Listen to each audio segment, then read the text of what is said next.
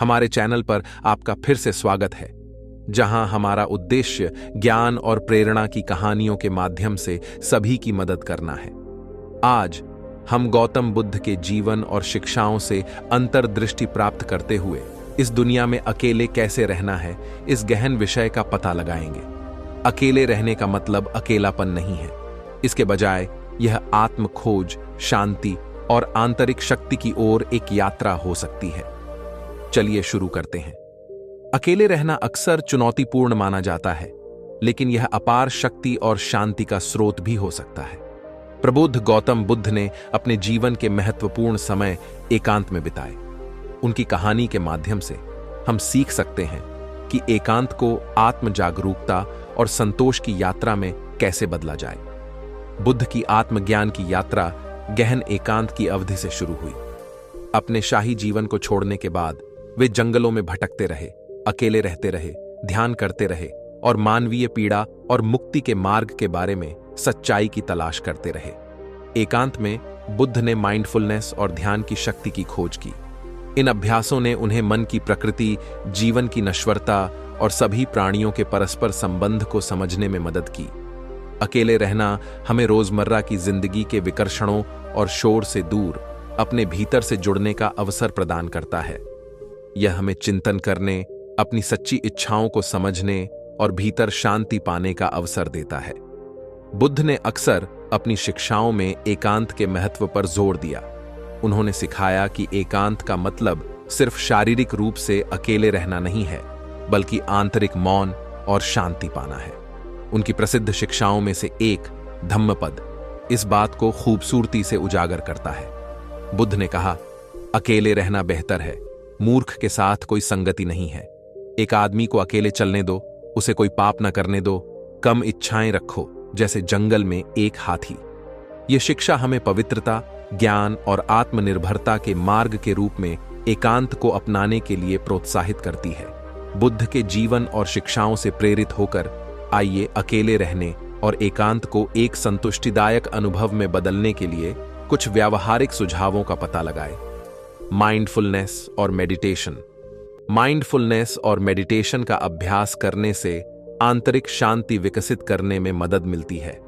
हर दिन कुछ मिनटों के लिए अपनी सांसों पर ध्यान केंद्रित करें और बिना किसी निर्णय के अपने विचारों का अवलोकन करें।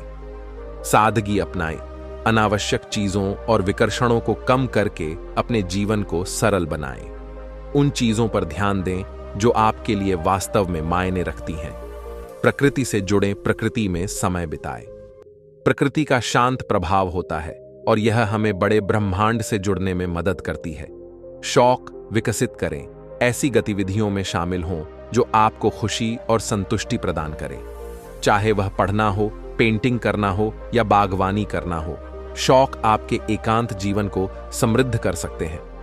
आत्मचिंतन, अपने लक्ष्यों, मूल्यों और आकांक्षाओं पर चिंतन करने के लिए समय निकालें। जर्नलिंग आत्म खोज के लिए एक शक्तिशाली उपकरण हो सकता है। किस्सा गौतमी की कहानी। आइए बुद्ध के जीवन की एक कहानी में गोता लगाते हैं जो एकांत के माध्यम से परिवर्तन को दर्शाती है। किस्सा गौतमी की कहानी एक युवा महिला जिसने बुद्ध की शिक्षाओं के माध्यम से शांति और ज्ञान पाया। किस्सा गौतमी एक युवा मां थी जिसने अपने इकलौते बच्चे को खो दिया था। दुहक से अभिभूत होकर उसने बुद्ध से मदद मांगी। उन्होंने उसे ऐसे घर से सरसों का बीज लाने को कहा जिसने कभी मृत्यु का अनुभव न किया हो। कई घरों में जाने के बाद उसे एहसास हुआ कि मृत्यु जीवन का एक सामान्य हिस्सा है और वह अपने दुख में अकेली नहीं है। इस एहसास ने उसे शांति और स्वीकृति प्रदान की। वह बुद्ध के पास लौटी, जिन्होंने उसे जीवन की नश्वरता और आंतरिक शांति के महत्व के बारे में सिखाया। इस दुनिया में अकेले रहना आत्म खोज और आंतरिक शांति की एक गहन यात्रा हो सकती है। गौतम बुद्ध की शिक्षाओं और उदाहरणों के माध्यम से हम सीखते हैं कि एकांत का मतलब अलगाव नहीं है, बल्कि अपने सच्चे स्व को खोजना है। एकांत को विकसित होने, प्रतिबिंबित करने और अपनी आंतरिक शांति से जुड़ने के अवसर के रूप में अपनाएं। याद रखें, अगर हम इसे ध्यान, सादगी और उद्देश्य की भावना के साथ अपनाएं, तो अकेले रहना एक खूबसूरत यात्रा हो सकती है। आज हमारे साथ जुड़ने के लिए धन्यवाद। अगर आपको यह वीडियो मददगार लगा तो कृपया इसे लाइक, शेयर और हमारे चैनल को सब्सक्राइब करें। सभी को अधिक संतुष्टिदायक जीवन जीने में मदद करने के लिए और अधिक कहानियों और अंतर्दृष्टि के लिए बने रहें। अगली बार तक अपना ख्याल रखें और एकांत की यात्रा को अपनाएं।